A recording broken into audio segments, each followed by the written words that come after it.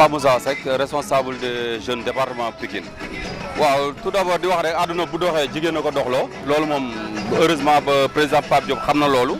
looloo waral lii tey bon ba moom mu jox wàllu ci jigéen lu bari ci politique donc lii di exemple la waat bu wanee waat am na lu judduwaat mooy que ne léegi ñëpp xam nañ ne politique jigéen ji la rawatina ndaw ñi mooy ñii la.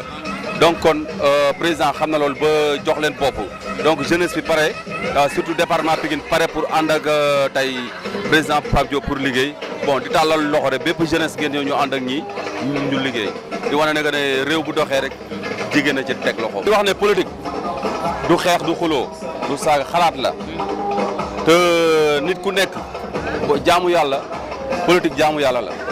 maanaam da ngay politiqueal pour sa intérêt réew sa intérêt dëkk sa intérêt gox loolu mooy politique te di wax rek jeunesse bi nañ ñëw ñu ànd ci parti bi nga xamante ne tey mooy te président Pape Diop jiite ko ñu ànd tey ànd ak moom comme jox nañu bopp jox ñu loxo te ku xam Pape Diop xam ne kenn mës koo dégg ci yaa ma ne maa ngi nii donc kon li ñuy bëgg rek mooy na jeunesse ñëw di waxaale waa Pikine surtout jeunesse bi bon am nañ ay projets yu mag yoo xamante ne président amal na ko jeunesse département Pikine na ñëw ñu ànd si projet yooyu ñu liggéey si te buñ ko jàppee incha allah luy jëm kanam la quoi. waaw président pour man aw ma lu bëri lu ma koy wax parce que comme Pikine am na ay projets yu mu am Pikine te jeunesse bi loolu lañ soxla te moom am na ko di wax nañ dem liggéey si loolu donc projet yooyu ci lañ nekk buñ ci paree incha allah rabi yooyu yëpp dañ koy tënk li may def rek mooy di wax jeunesse bi nañ ñëw ñu ànd liggéey ci loolu parce que loolu lu am solo la waaw incha allah jërëjëf Pape Moussa sama jigéen ñi nag ndax kenn du ñoom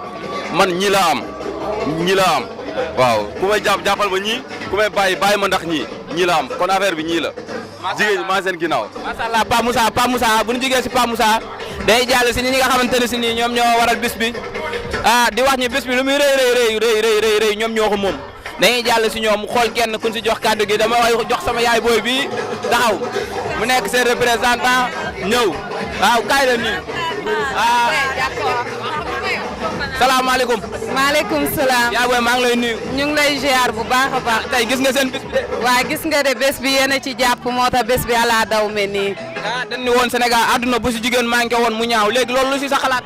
loolu am na waaye nag mënuñoo dem sans yéen waaye bés bi tey moom macha allah kontaan nañ trop.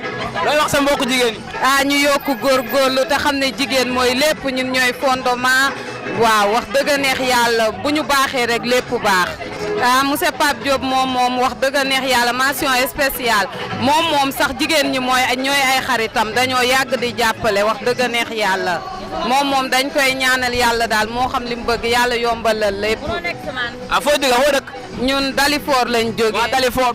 waa bokk gis-gis Dalifor ànd ceeg Ibrahima Nguy Ndiaye.